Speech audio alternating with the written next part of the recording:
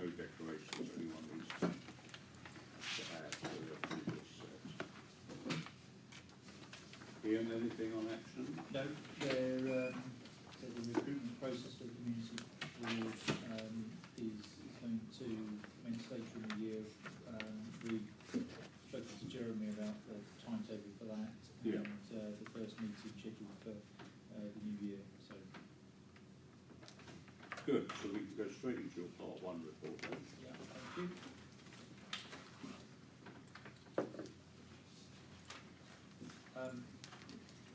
Just at item one, the first paragraph, to note that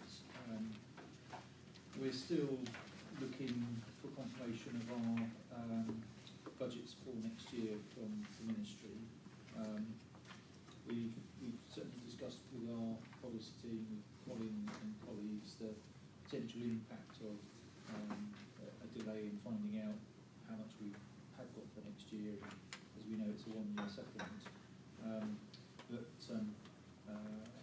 we'll reiterate that again at the accounting officer meeting in 10 days' time. So we're keen to avoid a hiatus here, and so we're going to press obviously for as early understanding of our budgets as possible. That said, housing completions remain on track. Mark will probably say a bit more about that later. In terms of the central area,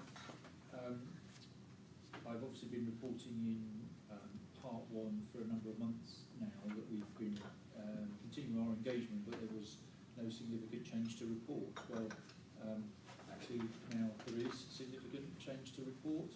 So we completed on the acquisition of the freehold interest of the central area yesterday. Yeah. A purchase from the previous owners, EIGP. So although we haven't obviously been able to report on that due to the confidential nature of the negotiations that were going on, I am now able to report that we completed that yesterday. We've made a formal announcement at a press conference this morning. Yeah. And obviously it's a hugely significant step forward in terms of delivering regards to division. It means we've got a lot of work to do over the next several years to make that happen, but this is the first most significant step in achieving that. I would like just to say in that context, my huge thanks to members of the team that particularly worked on this. So Jen Hunt, who's sat behind you, and recently been joined by Ruth Bryan, the team. A fantastic effort. We've gone from opening negotiations with the owners less than 12 months ago through the whole process, which has been a great effort. Thanks also to our colleagues in the department that have helped along the way, particularly Colin, who has been pushing, cajoling and getting things lined up for us. So it has been a good team effort. So Swanscombe Peninsula, as I report in the paper, we haven't seen any tangible progress from LRCH in terms of proposals coming to us. I did want the board to be aware of a representation that LRCH had made to the public inquiry for the junction improvements at Ebbsfleet and Beam, which could have resulted in a delay to that scheme going ahead. So we issued effectively a response to that and restated the board's previously expressed position that we really wanted the A2 improvement scheme to go ahead as quickly as possible. Certainly whilst the timetable for the London resort remains uncertain, so I wanted the board to be aware that we've made that representation. The inquiry concluded on the 11th of October, I believe. Finally, from myself, just a very brief mention of Grove Road. We continue to progress that land assembly. serious negotiations now are taking place with a number of owners down there. We have issued formal notices in the last couple of months, and obviously that has helped to crystallise some of those discussions. And the team are currently working on forming what will be a planning application in due course over the next few months, as per the timetable that we shared with the board in part 2 last time. So that's it from me, Michael. Questions? All very straightforward. Let's move on then to Absolute Living. Kevin is on leave Yes. at the moment, and Paul produced the paper. I'm only going to just highlight a couple of things. As you can see, get a good flavour, I hope, there of the sorts of things that we're supporting. One of the things I wanted to highlight was paragraph 9 in terms of upcoming local events. You'll recall from our part 2 discussion about Design Forum last month that there were some comments from the board about the extent to which local people, local community are involved in public hearts being commissioned and so on. So I thought it was worth noting there that through our intervention, we've ensured that Henry Camland, the master developers for Absolute Eastern Quarry, have engaged with the local community. They are procuring the art through their planning commission, but we've made sure that they and the local community will be involved. That isn't something we did just as a result of last month's discussions. We were doing that anyway. So there's a particular event that's been lined up to capture local people's involvement. That's probably all I want to say on that paper. Yeah. Questions on that? As time goes on, it'd be quite interesting to get a feel as to how much of this is stimulated by the community themselves, as opposed to how much is stimulated by Kevin and our team here going and suggesting that we have an event or do that. Because I think the proof of the pudding in this is it begins to take on a life of its own, and people come to us with ideas as to what they want to do, as opposed to us stimulating it. And it's quite hard to tell from this at the moment where that balance lies. I'm not quite sure how one would do it, but I would just find that very helpful, because it would give a real indicator as to whether there is a head of steam picking up, and that genuinely the community is picking these things up. And we may well want to use that to demonstrate some of our arguments behind handing things over to the community, demonstrating where the sort of demand is.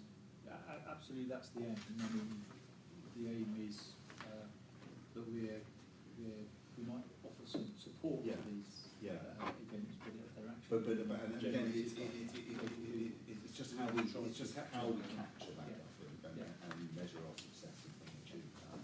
Good point. Thank you. Okay. Good. So Mark on communication. Thank you, Chairman. Item 1 is media, and as Ian just pointed out, this morning we announced our plans for the purchase of Absolute Central. We held a press conference this morning, attended by Property Week, Radio Kent and Kent Online at our information centre at Absolute International. Should just point out that 2 TV crews were due to attend, but both got diverted to the same jobs, so we'll watch that on the news tonight. They have said that they are going to cover the story though, so we should expect something at tea time tonight. We also invited media to watch the final beam being lifted into Springhead Bridge this month, which Julia mentioned earlier. The story was used by ITV, BBC, Radio Kent and Kent Online. In my report I also mentioned some of the other media from the last month, and a copy of media can be seen in Annex A. Item 2 is on an award that has been given for last year's work on our Picnic in the Park consultation event, which won first place at the Chartered Institute of Public Relations Pride Awards in the Construction, Property and Infrastructure section. It's a bit of a mouthful, that one. We appointed a PR company last year to design and deliver a creative public consultation on the future look of Absolute Garden City's 7 major parks. We supported this event with a social media campaign, press release to local press, and the creation of online videos and content for our website, including an online survey, and I've attached pictures of our website in my report. Item 3 is our website, and in September it was visited by 4,698 individual users who looked at more than 14,000 pages. Website trends from May 2016 up until the current month can be seen at Annex A. Item 4 is social media, and our posts in the last month across LinkedIn, Twitter, Facebook, Instagram and YouTube were seen by an estimated 120,000 people.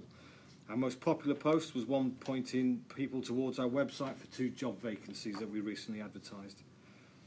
Item 5 is drone footage, and we carried out, which I just mentioned earlier, we've been out twice with the drone in the last month as the beams were lifted into place at Springhead Bridge. I've included some stills from the drone in my report.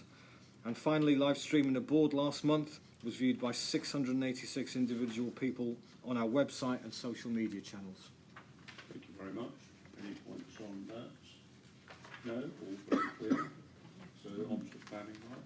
Thank you, Chairman.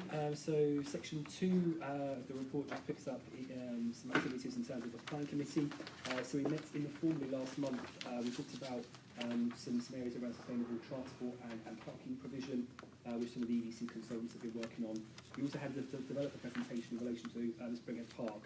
I generally talk in this section about pre-application discussions. This one's slightly different, so I'd quite like to pick up on that in part 2, if that's okay, because pre-app is generally confidential, so if I just have a few minutes at the beginning of part 2, that would be really helpful. So 2.2 in the report just updates the committee programme. So as you can see, a couple of items have been targeted for November. We just have to confirm those in the next few days. I know that the revised plans have come in for the hub at Castle Hill. And they're looking good, I'm told. So that's all very positive. Other items on the programme there, you'll see reference to Croxton and Gary. There was a section 73, so an adjustment to the outline submitted this month together with the reserve matters. And then there's a couple of other cases that are on there which we're doing some work on, which have been with us for some time, but we are continuing to engage with the developers to understand the best time to be taking that through to committee. So Section 3 just provides an update in terms of the BMSLE inquiry. So as you mentioned, yes, the inquiry did finish on Friday, the 11th of October. So just the paper provides some information on the topics discussed, some additional information on the paperwork provided through the process. And I suppose most importantly, we did submit a revised statement of common ground just after the start of the inquiry, which did overcome all of the minor concerns that we did have left. So everything was definitely looking good from our perspective there. Section 4 relates to the highlight report, so I'll just pick up on a few points. So at Ebbsfleet Central, a lot of the works understandably been focusing around the A2 inquiry. There's been various planning conditions to deal with, and then there's been the pre-application case at Springhead Park, which we can talk about later. At Eastern Quarry, the local centre is coming along really well at Castle Hill. The first of the commercial units for that should be opening just before Christmas time. We understand that all the 5 units have either been let or are about to be let. And the mix of uses that I've been told is looking good. Newcrest have also started marketing their townhouses. So Newcrest built 10 townhouses fronting onto Fast Track, slightly more contemporary design than some of the other developers have been doing so far. So we had a good look around those the other day, and they're looking good. I was really pleased with the result there. We've also been having increasing discussions with various different landowners and developers about the plethora of parcels across the other 2 villages at Eastern Quarry. Interestingly, that does also include the custom build parcel. Caroline met with them the other day. The developer looking to bring that forward has some really good ideas. Appears to be thinking of custom building the same way that we are. So that was really good to see that coming forward. We mentioned the design forum last month. It looks like the first case that could be going to the forum could be Alcuden Barn and Camland's latest ideas for that site. So that should be positive. At Ebbsfleet Green, a lot of the work is focusing on phase 4, which is 133 homes in advance of potential committee in November. And discussions have also been taking place with KCC and the Maritime Trust on the primary school there as well, which they're targeting to open in September 2020. Northwick Riverside, we've got a significant number of conditions in, primarily in relation to the Keepmoat sites. Similarly, Craden's Lane on the peninsula, there's an awful lot of planning conditions to get through. but there's good progress being made there.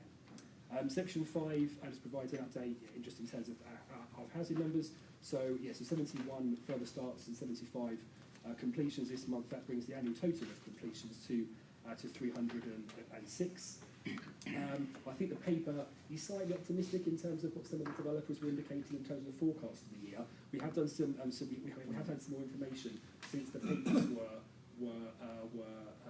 reported. The developer forecast is now currently 597, so it has dropped slightly, but it's still exceeding our annual target. And I think that as we are now halfway through the year, we've now got more certainty in terms of those units coming forward. So I think it's positive the fact that at least it is over that number. There are also some other questions that I had. Some of the completions that have been identified for next year, I am thinking that some of those could probably be coming forward this year. So we're going to be going through the numbers for next year in the next few days. But interestingly, there was a developers meeting this month. They continue to report that the market's strong, that it's outperforming other locations. So there is a positive message there. And just the final thing, which isn't in the papers, as it's October, we'll have to be submitting our quarterly report to MHCLG this month on the statutory planning performance, and we're continuing to determine either all cases in accordance with the statutory timescale or within a bespoke timescale that we agree with the developers. So, Very good. happy to take questions. Questions on planning then? Can I just brief on the sales figures? Yes. It'd be quite useful to know what the previous year's equivalent period Okay. was, because if I look at this, it looks like we've had that we now dipped down for the last 2 quarters, whereas in reality it may be that last year the trend is that you get higher, Seasonal. higher sort of sales at certain seasons of the year. So Could well it be. would just be useful just to put it into context, because we'll sit here sort of wondering what the trend is. Yeah, that's fine. Could easily do that. Brilliant, Yeah. thank you. All ready to move on. So on the Gerard report. Thank you, Chair. The report shows the position as at the end of September, so halfway through our financial year. Section 2 shows our revenue and operational budget, and Annex A has the details. We're sort of forecasting that we will spend all of our available revenue budget. We're still, this, as we mentioned last month, and we're expecting an increase in planning fee income, which will offset some of the additional programme revenue spend. On capital, we're still sticking to our original forecast of 66 million for the year. Spend to date, as at the end of September, is detailed at 3.4. Obviously, the acquisition that we've had today will increase that spend. And Section 4 highlights our staffing. Pleased to announce that the recruitment of the 2 business support officers was successful. And as we've mentioned, unfortunately, the board positions for the recruitment for the outstanding members is still with CLG awaiting approval. Yes, indeed. All happy with that? Okay, so we've reached the point where there's the public questions and answers. Just before it goes on the website, if you look at question 1, response should say part of car parks. Otherwise it's a bit confusing. Part of the car park. But that is ready to be posted now, and so we received the board members' circulated version, having had a day or two to comment on it, and that brings part 1 to a close.